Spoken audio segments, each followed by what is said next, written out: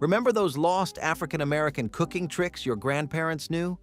They made scraps stretch, turned gardens into meals, and kept everyone fed. How could we ever forget something that is real? Ash cake. Cornbread was a survival trick passed down through generations, made when ovens or pans were not available, yet cornmeal was plentiful. Cooks mixed a simple batter of cornmeal, water, and salt, then wrapped it in cabbage or collard leaves to shield it from the dirt. The bundle was buried directly in hot ashes, where it slowly baked until firm and fragrant. When pulled from the fire and unwrapped, the bread carried a smoky flavor and a rustic crust unlike anything from a modern oven. Families prized this method because it cost nothing and could be done outdoors, whether on plantations, homesteads, or during long field days. For children, unwrapping the leaves felt like opening a hidden gift, revealing warm bread inside. Ash cakes filled bellies with little effort, connecting people directly to the earth and the fire that cooked it. Today, this trick is nearly forgotten, overshadowed by easy oven-baked cornbread. Yet it reminds us that ingenuity often comes from necessity, and a simple pile of ashes could produce a meal of strength and comfort. Slab bacon. Grease cookies were a sweet born out of thrift, when butter was scarce and nothing could be wasted. Families saved every drop of bacon grease in jars, using it not only for frying, but also for baking. When mixed into cookie dough with sugar, flour, and spices, the grease gave the cookies a unique smoky richness. They were soft, slightly salty, and filled with the taste of survival, proof that ingenuity could transform scraps into something special. Children often ate them warm from the oven, unaware they were built on frugality rather than luxury. These cookies carried the story of resilience, turning what others might discard into dessert. They were common in households where bacon was a rare indulgence, stretching its value far beyond breakfast. The smell of these cookies baking lingered in kitchens, a blend of sweet and savory unlike anything from store-bought treats. Today, they are nearly vanished, their memory tied to hard times. Slab bacon grease cookies show how even hardship can leave behind flavors worth remembering. Chitterling fritters were another way African-American kitchens stretched every part of the hog, ensuring nothing went to waste. Chitlins, or pig intestines, were cleaned, boiled, and then chopped finely before being mixed with flour, eggs, and seasonings. The mixture was formed into patties and fried in hot fat until golden. The result was crispy on the outside, tender inside, and packed with flavor. Families prized fritters because they could feed many mouths with very little meat, transforming scraps into something satisfying. For children, the fritters felt like a snack, even if they came from humble origins. The smell of frying chitlins was strong, but the taste was treasured by those who grew up with it. Chitterling fritters were not just food, but part of a tradition that honored the skill of turning the least into the most. Today, they are rarely made, their labor-intensive preparation out of step with fast meals. Yet they remain a reminder of resilience and ingenuity, showing how survival could be fried into something unforgettable. Wild persimmon bread carried the sweetness of the land itself, made from fruit gathered by hand in the fall. Families waited until the persimmons were soft and ripe, their astringency gone, then mashed the pulp into batter with flour, eggs, and spices. The bread baked into loaves that were dense, fragrant, and naturally sweet. Foraging for persimmons was a seasonal ritual, with children climbing trees and filling baskets under the autumn sun. The fruit was free, abundant, and full of vitamins, making it a precious resource when money for sugar or store-bought sweets was scarce. Wild persimmon bread tasted like the season, a warm reminder that even hard times could offer comfort. It often appeared on holiday tables, stretching humble ingredients into a dish that felt special. Today, it is nearly forgotten, overshadowed by modern quick breads like banana bread. Yet the memory of wild persimmon bread connects us to resourcefulness, tradition, and the joy of turning foraged fruit into nourishment. Each slice told the story of making the most of what nature gave. Boiled peanut soup was a clever way to turn a cheap, plentiful snack into a rich and sustaining meal. Families started with boiled peanuts, soft and savory, then blended them with broth, onions, and sometimes milk to create a creamy soup. It was high in protein and carried a nutty depth that filled bellies when meat was scarce. African American kitchens especially valued peanuts, which had been part of food traditions since arriving from Africa. Children who were used to eating boiled peanuts from paper bags found it surprising to see them turned into soup, but the taste was comforting. For many, it was a dish of invention, born of necessity yet delicious enough to be remembered fondly.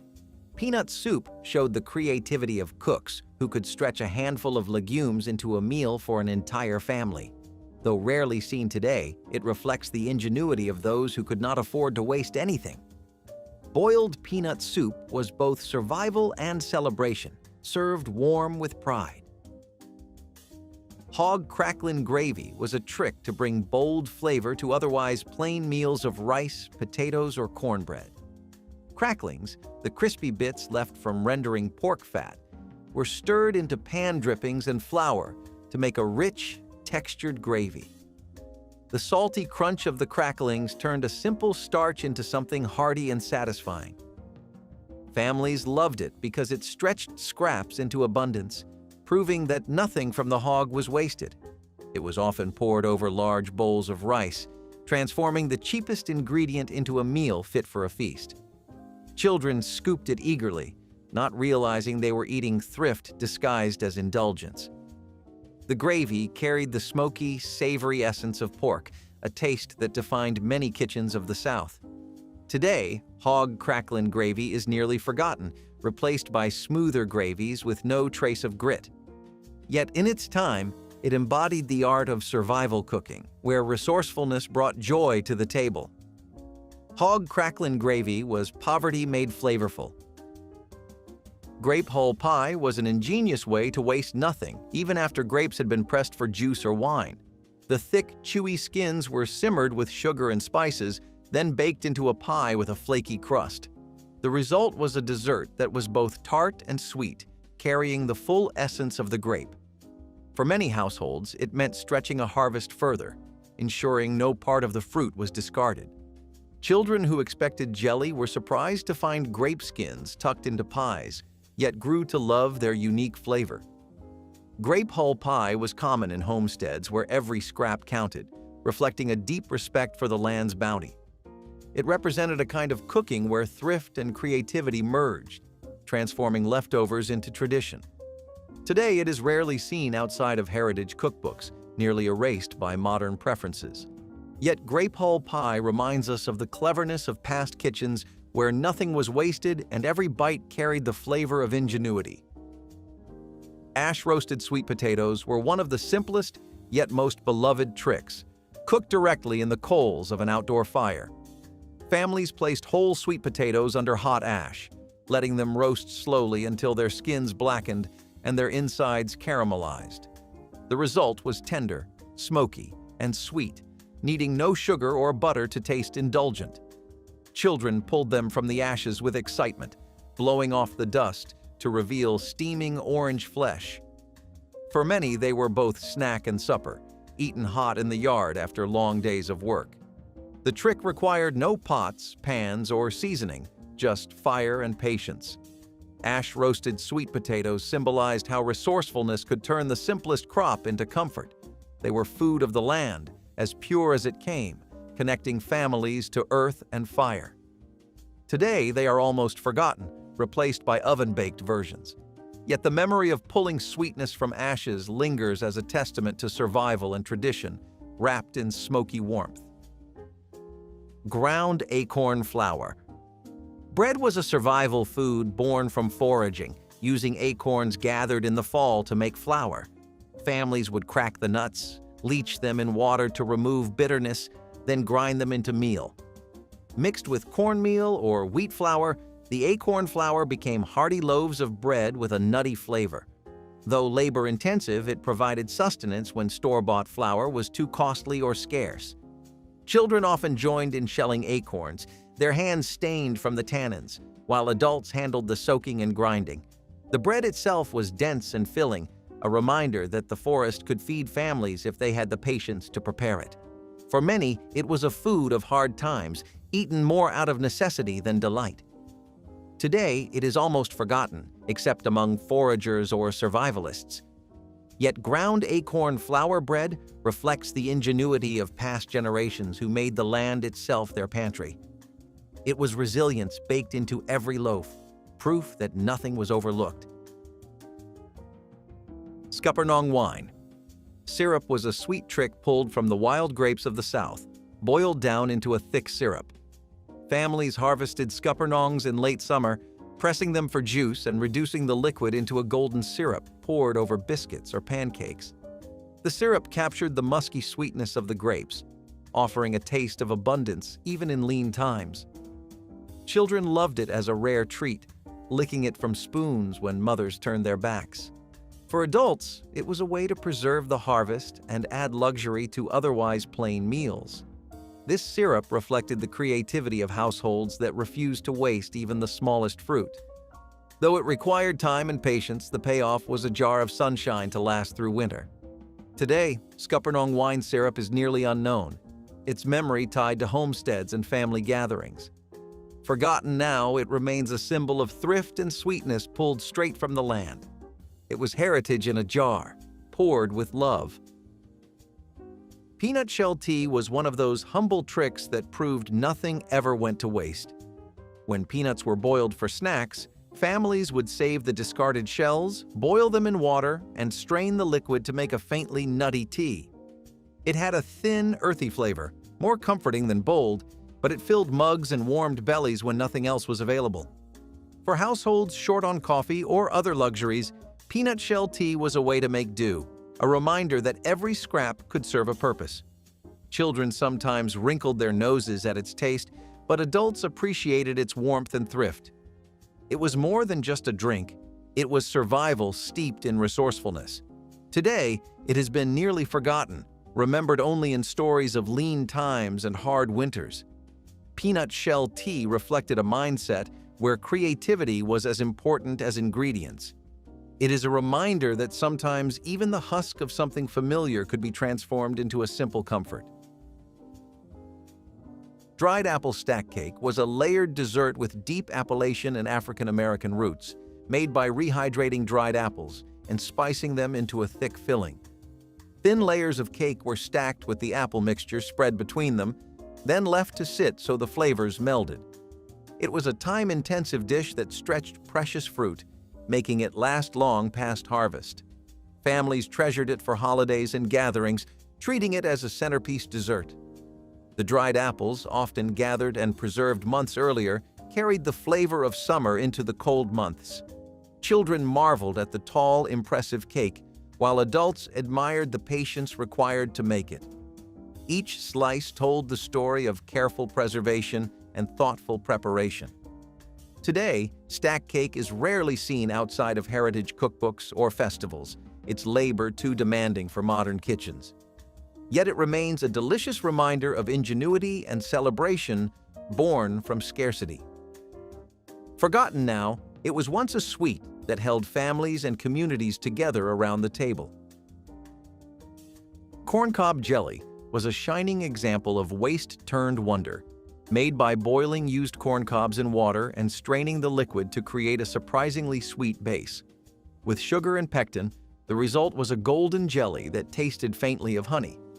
Families loved it because it made use of something that would otherwise be thrown away, turning scraps into spreads for biscuits, breads, or cornbread. Children often grew up believing it was honey or fruit jelly, surprised to learn it came from cobs. It was a kitchen trick that showed how resourceful cooks refused to let anything go unused. Corncob jelly was often a point of pride, proof that even the most unlikely scraps could become something delightful. Today, it has all but disappeared, overshadowed by mass-produced jams and spreads. Its memory lingers in old recipe books, a testament to thrift and creativity. Corncob jelly was not only edible but symbolic, showing that nothing in a frugal kitchen truly went to waste. Collard green stems pickles were born from the determination to waste nothing, using the fibrous stems left after tender leaves were cooked. Instead of discarding them, cooks sliced and brined the stems with vinegar, spices, and sometimes sugar, creating a crunchy and tangy pickle.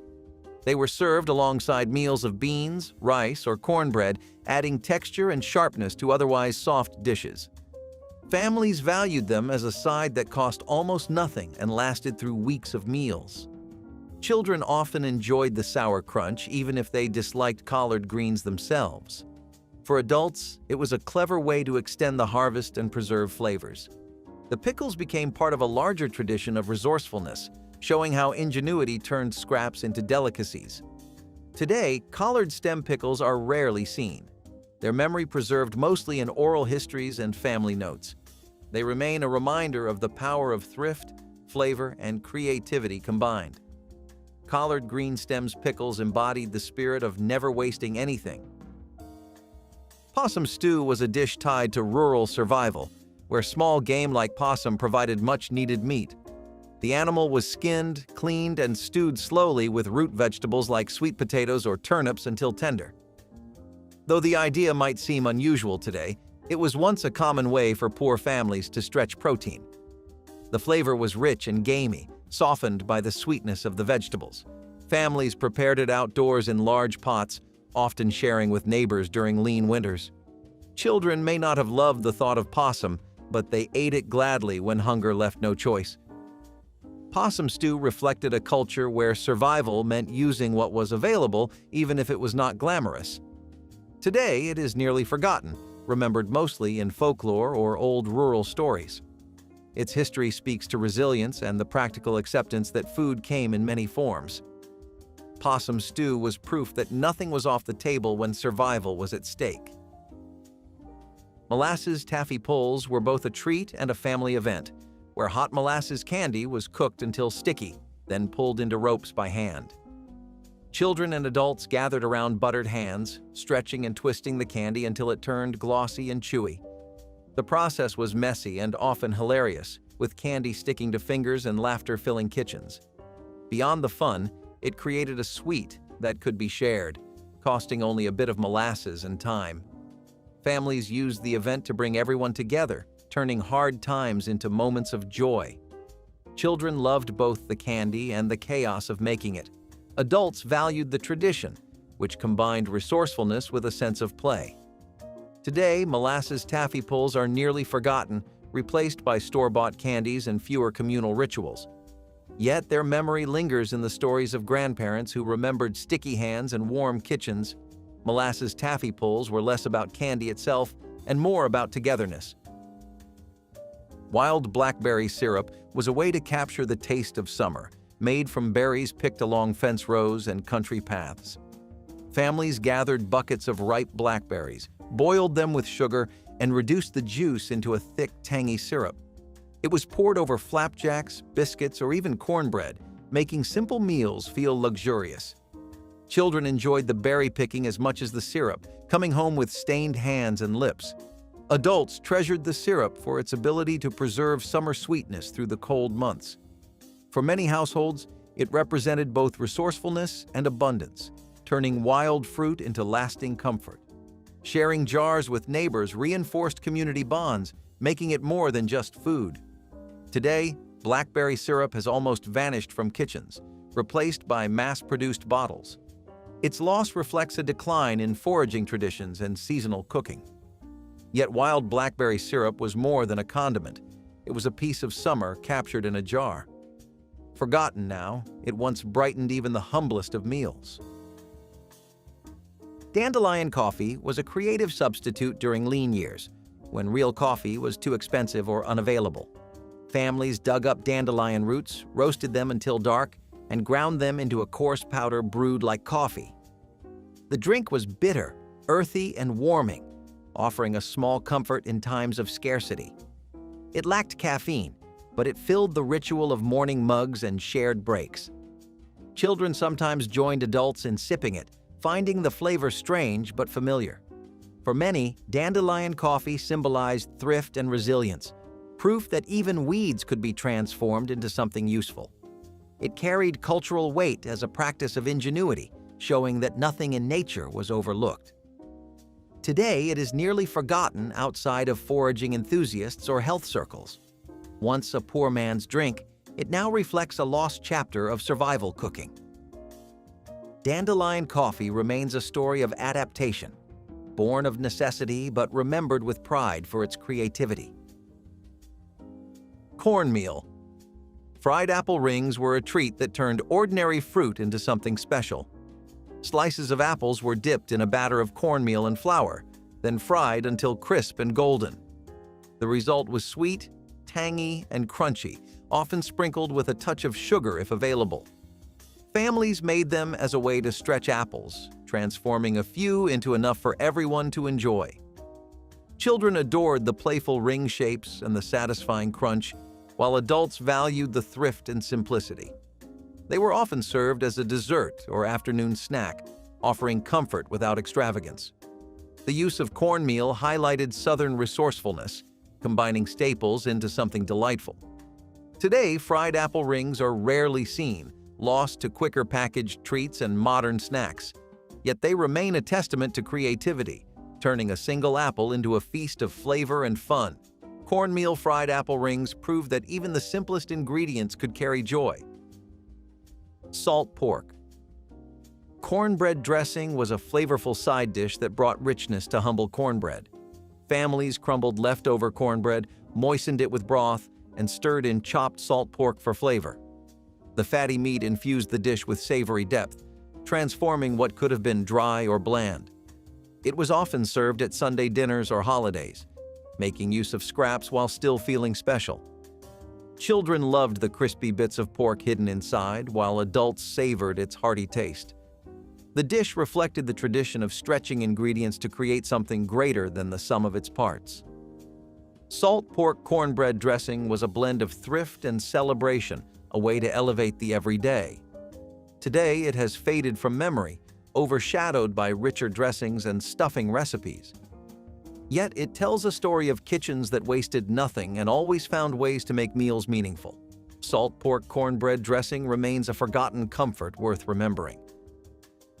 Parched corn snack was one of those clever foods that carried families through long days in the fields and nights by the fire. Dried corn kernels were roasted until they puffed and cracked, creating a crunchy and portable snack that could be carried in pockets. It was a favorite among children who loved the simple, salty crunch, and adults valued it because it stayed good for weeks without spoiling. Parched corn was not just a snack, but also a traveling food, eaten by workers, hunters, and anyone needing quick energy. Sometimes it was ground into meal and mixed with water, making it more versatile than it appeared. Sweet or savory versions could be made depending on what seasonings were available, but even plain, it was enough to stave off hunger. Today, you will rarely find parched corn except at heritage festivals or survivalist circles. It is a food born of simplicity, thrift, and foresight. Parched corn proved that sometimes the humblest grains could be transformed into lasting sustenance with nothing more than fire and patience. Pickled pig ears were a Southern delicacy born from the nose-to-tail tradition of wasting nothing. Pig ears, often overlooked cuts, were simmered until tender, then packed in jars with vinegar, salt, and spices to pickle. The result was chewy, tangy, and surprisingly flavorful, enjoyed as a snack on crackers or straight from the jar. Some added chili peppers for a kick, while others kept it simple, letting the vinegar shine. Families loved them because they preserved well without refrigeration, making them valuable in times when resources were scarce. Children were sometimes hesitant to try them, but adults knew they packed both flavor and nutrition. For communities determined to honor every part of the hog, pig ears were no different than hams or chops in value. Today, they are mostly forgotten outside of specialty shops or older cooks who still remember their place on the table. Pickled pig ears represent resilience and resourcefulness, a reminder of how people turned humble cuts into beloved bites that carried stories as well as sustenance. Molasses milk drink was the Depression-era version of an energy shake, created from little more than pantry staples. Warm milk was stirred with a spoonful of molasses, creating a sweet, dark tonic that provided energy and comfort. It had a strong, earthy sweetness that children often grew up with, and parents valued it as a way to stretch expensive ingredients. Molasses was rich in iron and minerals, making this drink more than just filling. It was also seen as a health booster. Families used it as a breakfast drink when eggs or meat were unavailable, or served it at bedtime as a soothing nightcap. Some even swore by it as a cure for weakness or fatigue. Its simplicity was part of its charm. 2 ingredients and a little heat transformed into something that felt indulgent. Today, molasses milk has been pushed aside by sodas, flavored syrups, and instant mixes, but in its time it was both comfort and necessity. Molasses milk proved that even the leanest kitchens could serve up nourishment in a cup. Field pea fritters turned a humble southern crop into crispy cakes that stretched to feed a family. Cowpeas, often grown in backyard gardens, were soaked, ground, and mixed with onions or spices before being shaped into patties and fried golden. The result was hearty and filling, with a nutty flavor that paired beautifully with cornbread or greens. Families loved them because they made use of cheap, plentiful legumes while providing protein in diets where meat was scarce. Children enjoyed them as finger food, dipping fritters in sauces or gravies, while adults appreciated their thrift and versatility. Leftover peas from one night could easily become fritters the next day, ensuring nothing went to waste. Fritters could also be packed in lunches or eaten cold, making them useful for workers in the fields. Today, you rarely see field pea fritters outside of older cookbooks or community gatherings. They were a reminder of how resourcefulness turned simple crops into meals worth remembering. Field pea fritters may be forgotten now, but they once carried whole families through hard times. Boiled sorghum dumplings were a poor man's dessert that brought sweetness into homes where luxuries were rare. Simple balls of dough were simmered in sorghum syrup until tender, soaking up the rich, earthy sweetness. They were sticky, soft, and filling, offering families a treat that cost next to nothing. Children loved them for their candy-like texture, while adults valued them as a way to make sorghum syrup stretch further. The dumplings were sometimes served warm as dessert, or even eaten cold the next day as breakfast. They reflected the creativity of households that knew how to make a feast out of scraps and staples. Sorghum was an essential crop in the South, and its syrup became the backbone of many frugal recipes, but dumplings gave it a starring role. Today, this dish is nearly forgotten, replaced by more polished sweets, but in its time it was cherished. Boiled sorghum dumplings were proof that sweetness did not require extravagance, only ingenuity and the will to make something from almost nothing. Cabbage core soup was a clever broth made from the tough centers of cabbage heads, parts most would discard. In times when waste was unthinkable, the cores were boiled slowly with pork fat, onions, or whatever scraps were available to coax out flavor. The result was a thin yet nourishing soup that could feed a family with little more than bones and water. It was seasoned simply, sometimes with only salt or pepper, yet it carried a surprising richness from the pork drippings. Children slurped it with cornbread, and adults appreciated that even what seemed inedible could still fill bowls. Cabbage core soup showed the power of stretching ingredients, turning waste into a centerpiece of survival cooking. In lean kitchens, nothing was ever thrown away, and this soup stood as proof of that ethic.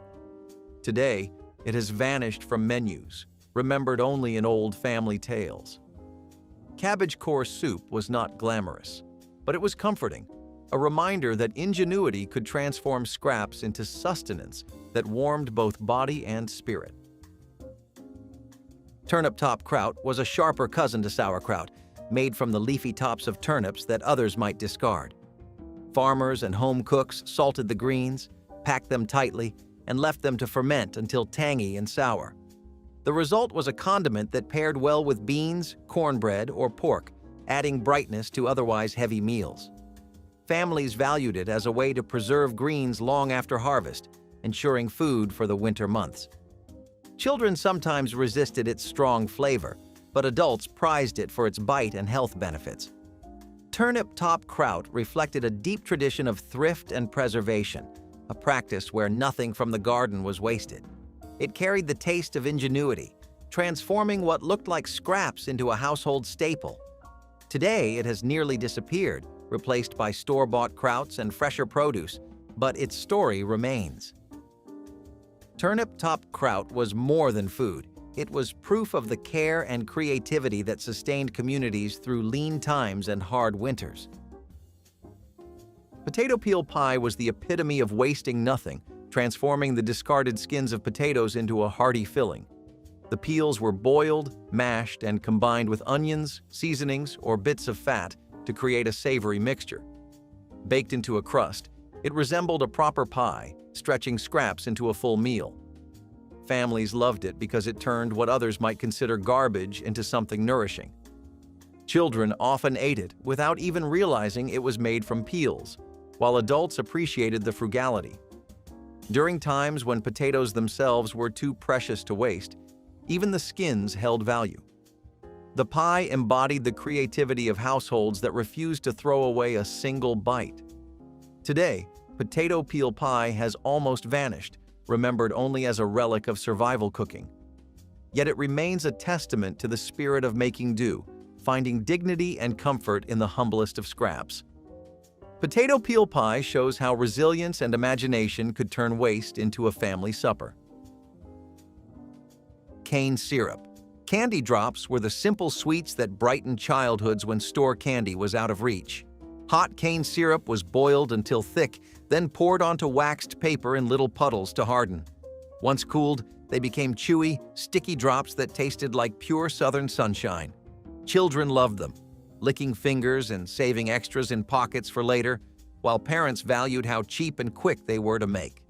The candy carried the deep flavor of cane syrup, both smoky and sweet, making it memorable even without fancy additions.